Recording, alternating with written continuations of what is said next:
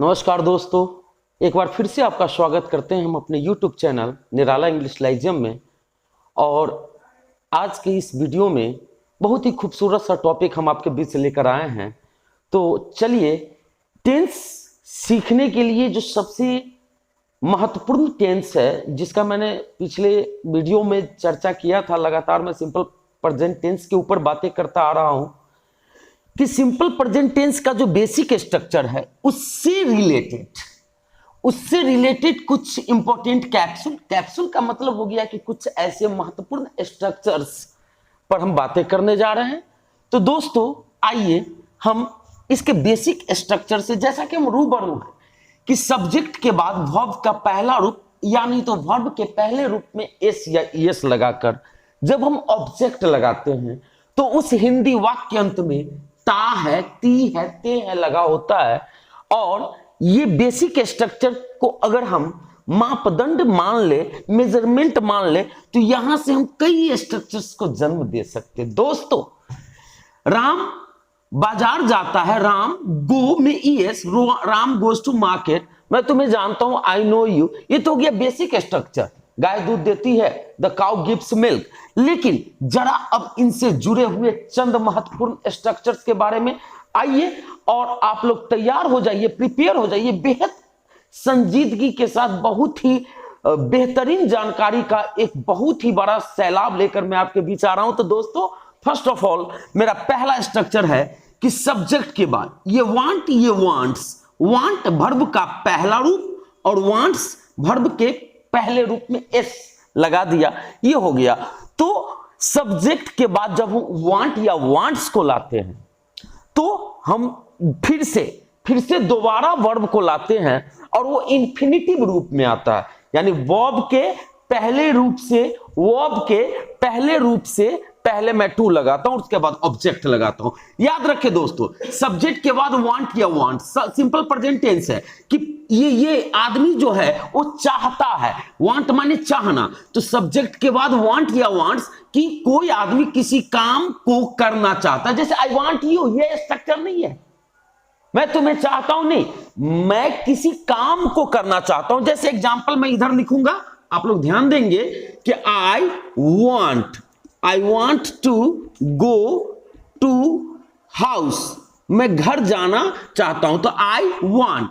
लेकिन क्या करना चाहते हैं, तो to go to house. There are so many structures. हम कहते हैं I want to talk with you, मैं आपसे बातें करना चाहता हूं। She wants to give you some suggestions, वो आपको कुछ सलाह देना चाहती है। She wants to meet you right now, वो अभी आपसे मिलना चाहती है। My father wants to go there, मेरे पिताजी वहां जाना चाहते हैं। निगेटिव बनाना है दोस्तों, तो आप सब्जेक्ट के बाद डोंट या डजंट, जैसा कि मैंने बताया सिंपल प्रेजेंट टेंस में V1 और V5 से पहले डू नॉट और डज नॉट का प्रयोग होता है। तो दोस्तों, सब्जेक्ट के बाद अगर हम डोंट या डजंट लाते हैं तो फिर वांट्स का इस्तेमाल नहीं करेंगे। डोंट वांट या फिर डजंट वांट। जैसे आई डोंट वांट, मैं नहीं चाहता हूं, I don't want to talk with you, मैं तुमसे बातें करना नहीं चाहता हूं। She doesn't want to come here, वो यहां आना नहीं चाहती है। Right nowadays students don't want to read properly. आज के जमाने में बच्चे जो है उचित तरीके से ढंग से पढ़ना नहीं चाहते। इंट्रोगेटिव बनाएंगे, do you want to do this, do you want to do that, do you want to do this, do you want to do that. क्या आप यह करना चाहते हैं, क्या आप वह करना चाहते हैं।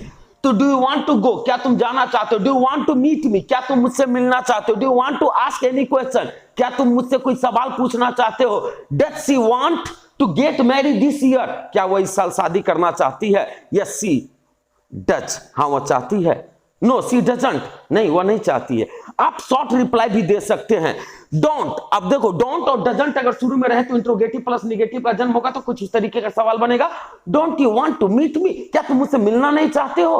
Don't you want to eat, क्या तुम खाना नहीं खाना चाहते हो? दोस्तों अगर हम इससे WH सवाल बनाते हैं तो व्हाट डू यू वांट, तुम क्या, what do you want to do, तुम क्या करना चाहते हो? Where do you want to read English, तुम कहां अंग्रेजी पढ़ना चाहते हो? लेकिन याद रखिए दोस्त, यही अमेरिकन इंग्लिश में जाकर थोड़ा सा आज के जमाने में इसका बहुत ही यूज होता है कि हम वांट या वांट्स के जगह पर वाना का प्रयोग करते हो। वाना, वांट नहीं, वाना, वाना, आई वाना, आई वाना। इसको थोड़ा सा जुबानी तौर पर हमें प्रैक्टिस करने की जरूरत है।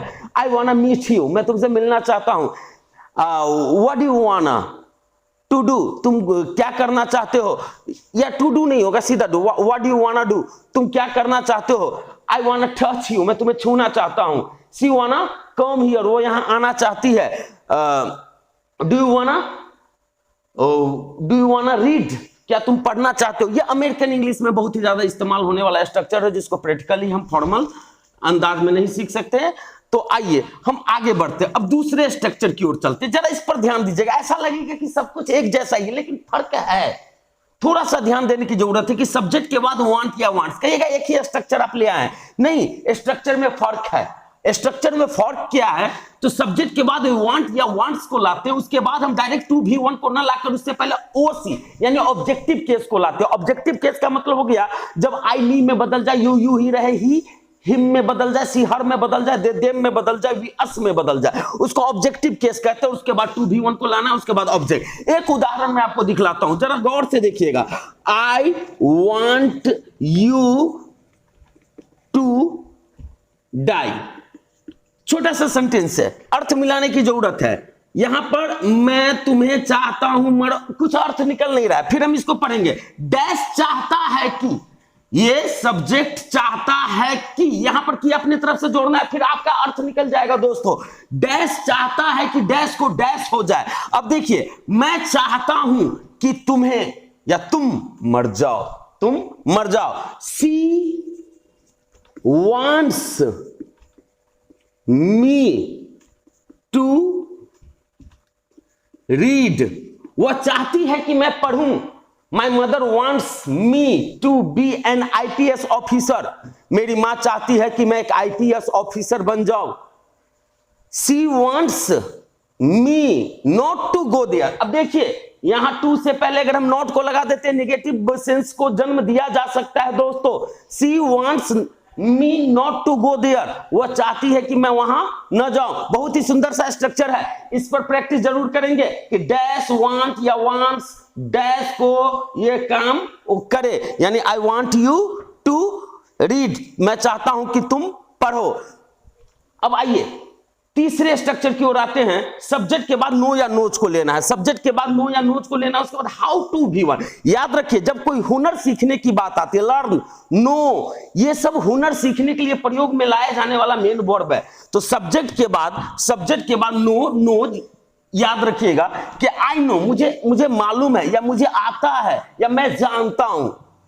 आप कहिएगा आई नो यू, ये हाउ टू पर बनेगा। I know how to you गलत, ये I know how to you नहीं, मैं जानता हूं। क्या तुम्हें जानता हूं तो तुम कोई काम थोड़े ही हो, मैं किसी काम को करना जानता हूं, उस काम को करने की हुनर मुझ में।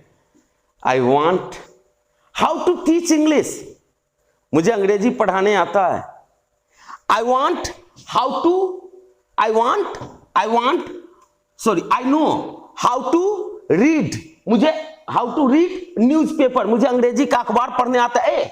अब यहां पर ध्यान दीजिएगा, सब्जेक्ट के बाद डोंट या डजंट के बाद नो को लगाएंगे तो क्या हो जाएगा? आई डोंट नो, मुझे नहीं आता। I don't know how to drive a car, मुझे कार चलाने नहीं आता। She doesn't know how to climb on the tree, उसे पेड़ पर चढ़ने नहीं आता है। My father doesn't know how to earn money, मेरे पिताजी को पैसा कमाने नहीं आता है। I don't know how to respect the elders, मुझे बड़ों का इज्जत करने नहीं आता या मैं बड़ों का इज्जत करना नहीं जानता हूं। तो यहां पर आप निगेटिव बना सकते हो। डू यू नो, यानी डू डज को पहले कर दीजिए सब्जेक्ट और उसके बाद भी वन। तो आप इसको ऐसे बना सकते हैं कि do you know how to cook, क्या तुम्हें खाना बनाने आता है? Do you know how to drive a car, क्या तुम्हें कार चलाने आता है? बहुत ही खूबसूरत सा स्ट्रक्चर है दोस्तों, इसका आप प्रैक्टिस कीजिएगा कि किसी को किसी काम को करने की हुनर आता है।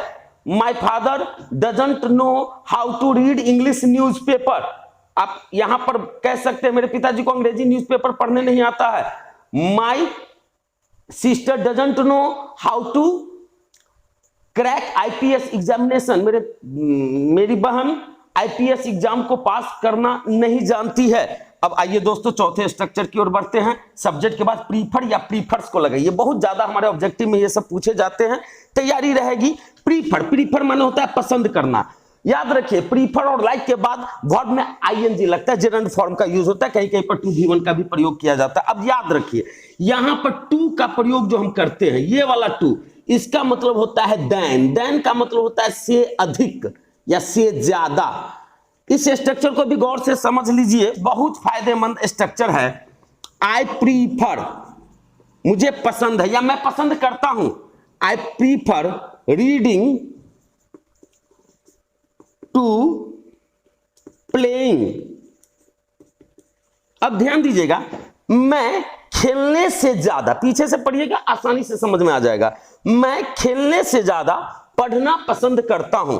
My father prefers earning money to spending time at home.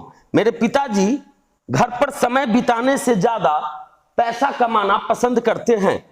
इस स्ट्रक्चर को आप ऐसे भी यूज कर सकते हैं कि I prefer to enjoy the party to live at home. मैं घर में बैठने से ज्यादा पार्टी को एंजॉय करना पसंद करता हूं। अगर मान लीजिए कि ये प्रीफर या प्रीफर्स के बाद, प्रीफर या प्रीफर्स के बाद, प्रीफर या प्रीफर्स के बाद अगर आप चाहें तो नाउन को भी ला सकते हैं। एक नाउन का तुलना आप कीजिए दूसरे नाउन से। तो अगर मैं कहता हूं सब्जेक्ट प्लस प्रीफर या प्रीफर्स प्लस नाउन और उसके बाद टू या नाउन, तो I prefer tea to coffee.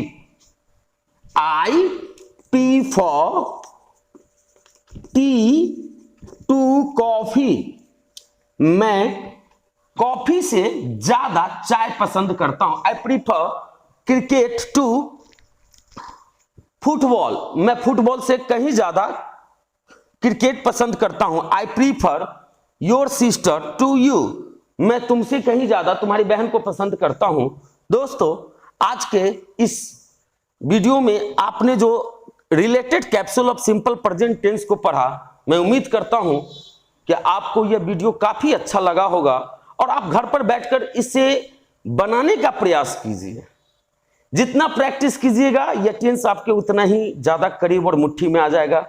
मैं फिर से अगले वीडियो में इसके आगे की जानकारी प्रोवाइड करूंगा और मैं चाहूंगा कि अगर आपको यह वीडियो अच्छा लगा हो तो कमेंट बॉक्स में जाकर अपना फीडबैक जरूर दें, शेयर करें और अधिक से अधिक मेरे चैनल को सब्सक्राइब करके बेल आइकन को दबाकर समय समय पर नोटिफिकेशंस प्राप्त करते रहें।